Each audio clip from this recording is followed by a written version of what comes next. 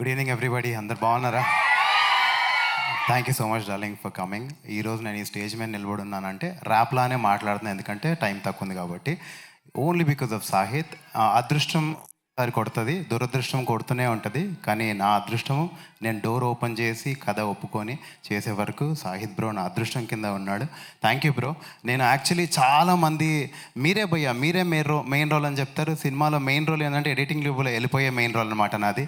So అలాంటి టైంలో was very depressed. నేను డిప్రెస్డ్గా ఉన్నప్పుడు ఒప్పుకున్న సినిమా ఇది.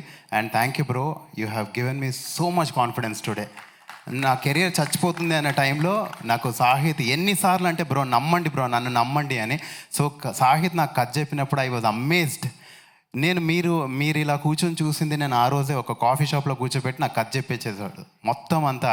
I was amazed how inspiring the stories. And ఆ కథ విన్న తర్వాత ఫస్ట్ కాల్ నేను అజయన్నకి చేశాను. అజయ్ అన్నది అయితే అల్టిమేట్ రోల్, ఇంకా it's mind blowing. I'm so happy అన్న, this is the first time we working together. Amazing and amazing role. Thank you to Nishank భయ్య అండ్ సురేష్ భయ్య for producing and being always there for us. ఏదైనా సరే ఇంత కష్టపడే వాళ్ళని నేను చాలా తక్కువ మందిని చూస్తాను భయ్య, ఎంత కష్టపడతారు భయ్య మీరు. Amazing you are.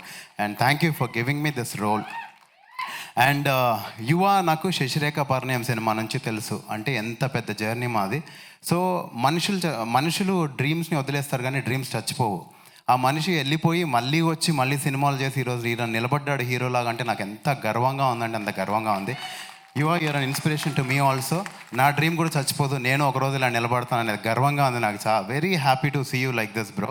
And Ananya, you are amazing.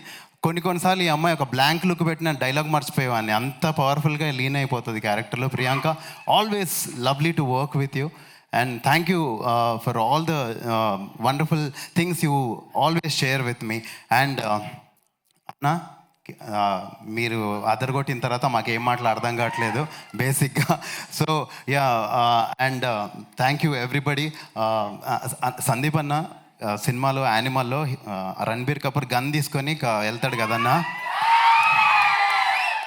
మీరు వస్తుంటే అదే ఎనర్జీ ఫీల్ అయ్యాను నేను, నిజం చెప్తున్నాను. అసలు ఆ రోజు హీరో పేల్చింది అన్ని బుల్లెట్లు అన్నా, ఈరోజు మీరు వస్తుంటే పేలిని ఎంత మీ సక్సెస్ దెబ్బలన్నా, అసలు మామూలుగా లేదన్నా. అసలు సక్సెస్లో ఇంత కిక్ ఉంటుందని నాకు ఈరోజే అర్థమవుతుంది. నేను నా పక్కన నా తమ్ముడు ఉన్నాడు, అడిగి చెప్తున్నా, రే చూసావా సక్సెస్లో ఇంత దమ్ము ఉంటుందిరా అని.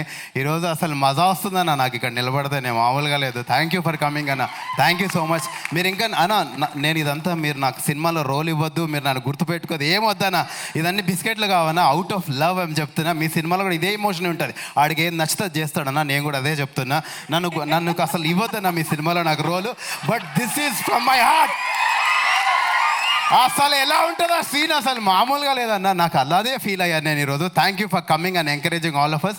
వింధ్య, ఐపీఎల్ టైంలో కూడా నువ్వు మాకు టైం ఇచ్చావంటే తోపు నువ్వు అసలు.